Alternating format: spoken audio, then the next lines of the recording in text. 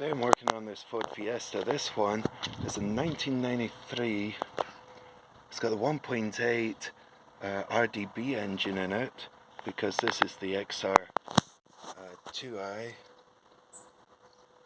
versus the early ones that were carbureted, that were CBH engines.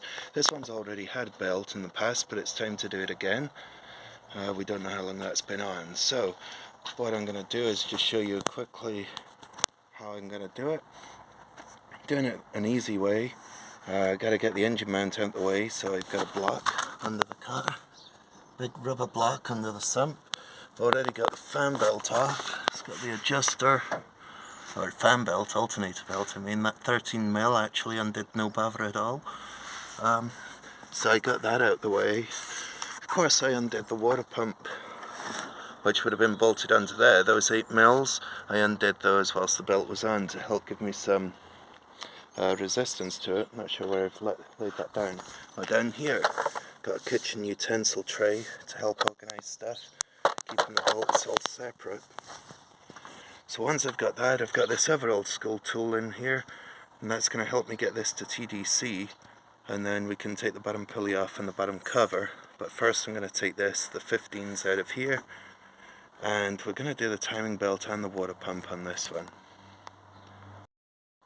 Now I've got the covers off. It actually took a while trying to get the bottom pulley off. It was really tight. Not the bolt. The bolt was really loose, but the pulley itself was tight.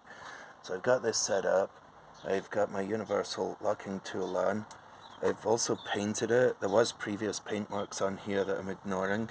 I'm going to put it exactly where I had it, because we know it runs. We've got the 12 stripes on this tool at the top to TDC. It does also have a keyway, so we know that it's not a floating crank. So I've just marked it up.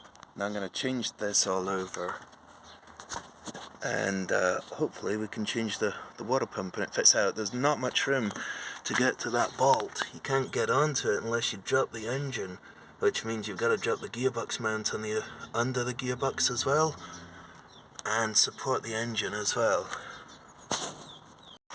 That's it done. I did have a bit of a leak when I finished from the radiator hose, the lower radiator hose coming off the water pump. So yeah, I just tightened it that little bit more. But I did, when I put it on, I always grease the flange of the water pump where the hose is going on to give it a better seal. That's all good. It's always good when you start a car, and I know other mechanics have said this as well.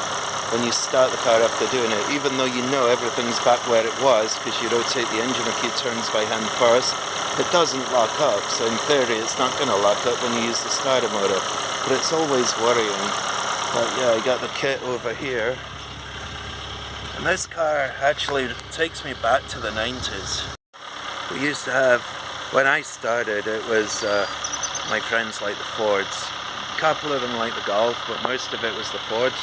So this one, Fiestas, XR2s, and then the later one like this, the XR2i and the Mark III Fiesta that had the 1800 double overhead cam engine.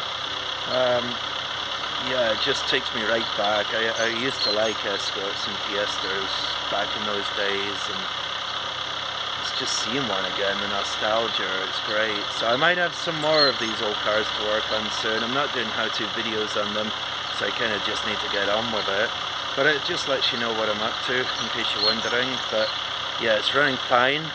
Got the coolant in there, letting it bleed itself whilst I tidy up the tools away. And thanks for watching.